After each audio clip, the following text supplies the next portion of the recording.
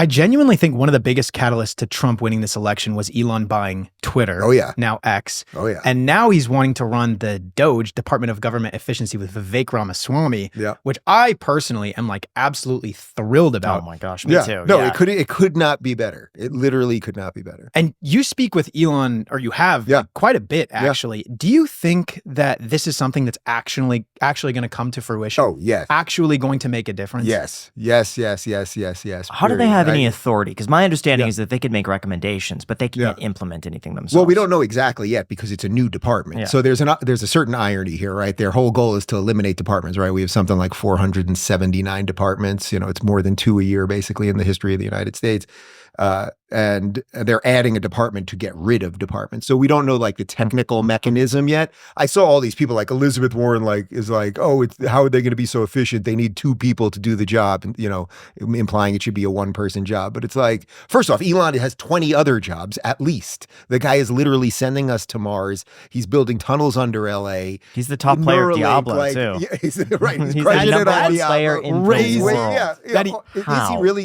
Is he literally the top No, player? he's not the top player. Yeah. He did actually recently speedrun something and set the world record in Diablo, but I think that he's officially top 20 leaderboard in the world, which is insanely competitive. Well, because you have people that dedicate their lives to Diablo. Right. Probably thousands, tens of thousands of people, and he has all of these lives and jobs, and still he's top 20. Well, I can tell you a story, not about Diablo specifically, but maybe a little bit about his psyche that might explain that, because the first time that I met him was right after he bought Twitter. So it was about 2 weeks after he bought Twitter, and I got a message from somebody saying, Elon wants to meet you. Can you come? And I was in Florida, where I'm in Miami, and obviously they're in San Francisco. I called every friend I know with a plane, and I was like, somebody, you got to get me there immediately. Like, he wants to meet me tonight. And nobody could get me on a plane. I get on finally there was one flight that I could get on.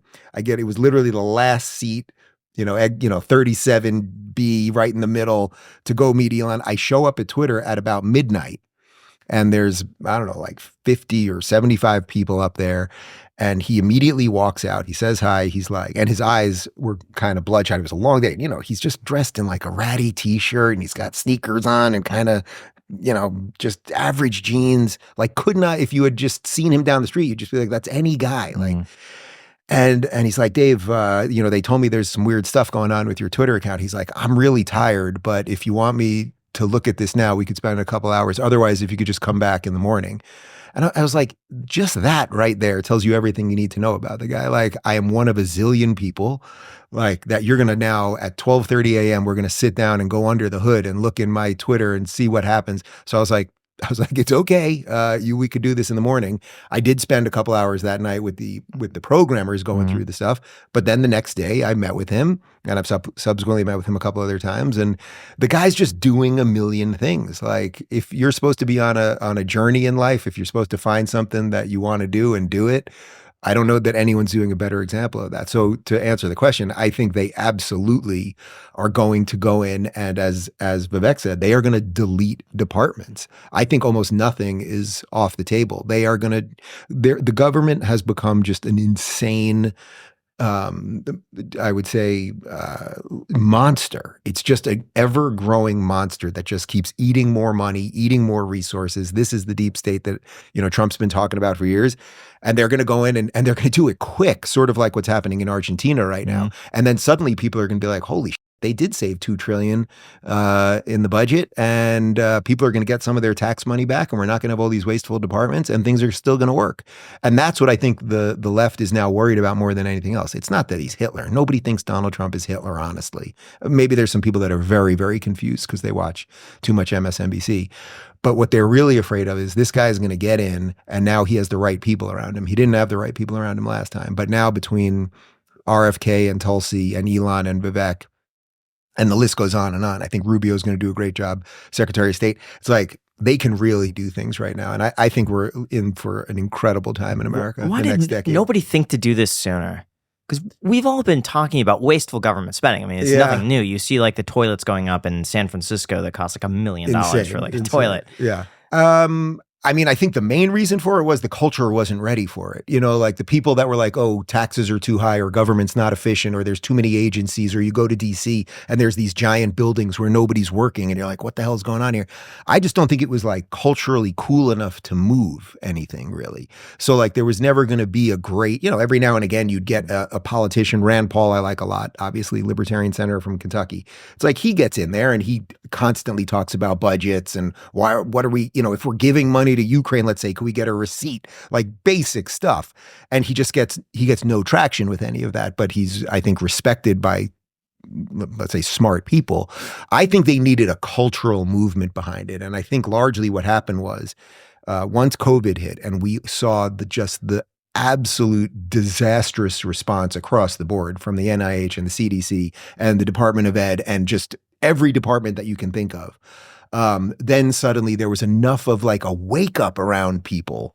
And then it's also because of this. It's because of podcasts and people talking about things honestly in a way that they weren't seeing on media.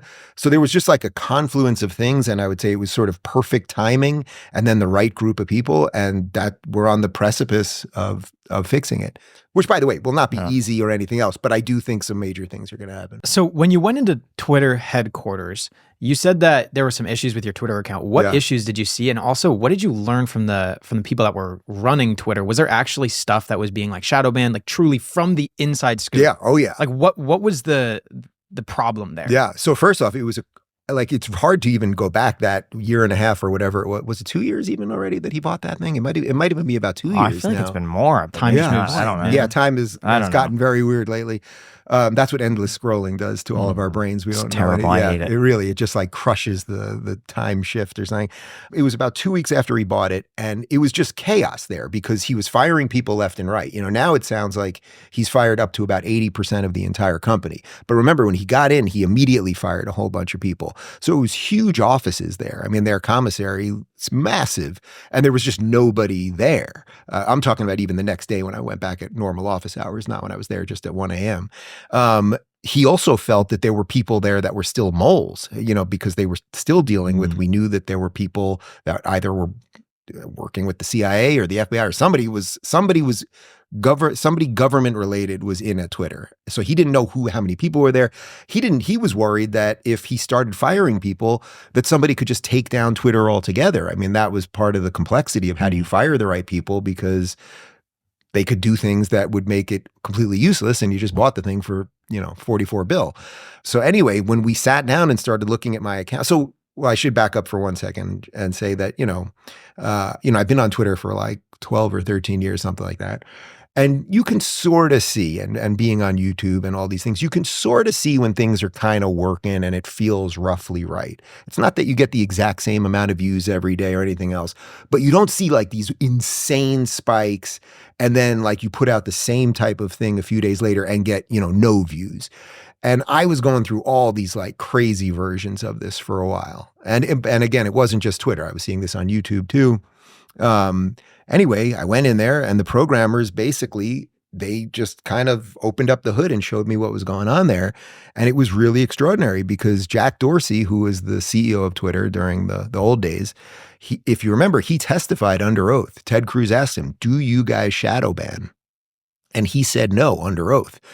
Now, he probably was using a little bit of a linguistic trick there because shadow ban isn't a technical term in some sense, right? So we could all define it a little bit differently. But in essence, do you do something that depresses views for some people in a feed that should be chronological? And he said no. They showed me. I mean, they showed me the entire system. The entire system was built to do that. It wasn't that it wasn't a bug. Like a small bug. It wasn't a bug. It was a feature.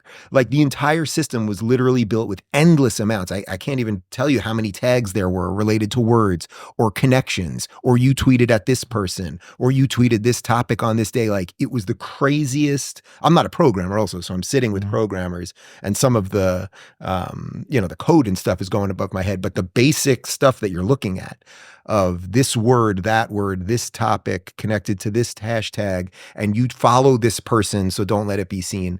The entire system was built for that. So that was, I would say, it wasn't shocking to me because I knew something was wrong, and clearly everyone that was paying attention knew something was wrong, but it was shocking in that the former CEO of Twitter testified that they don't do it. So I think that right now, the beauty of what's happening is that by Elon going in and opening this up, I don't do my own Facebook, my guys do that, but like it seems that Facebook's gotten a little bit better. You mentioned Zuckerberg's, well, clearly he wasn't as involved in this election as he was before, so that there's an implication, okay, maybe we're fiddling around a little bit less on the electoral. Even Bezos made some statements. And Bezos, the Washington Post didn't even endorse Kamala. They didn't endorse a candidate at all.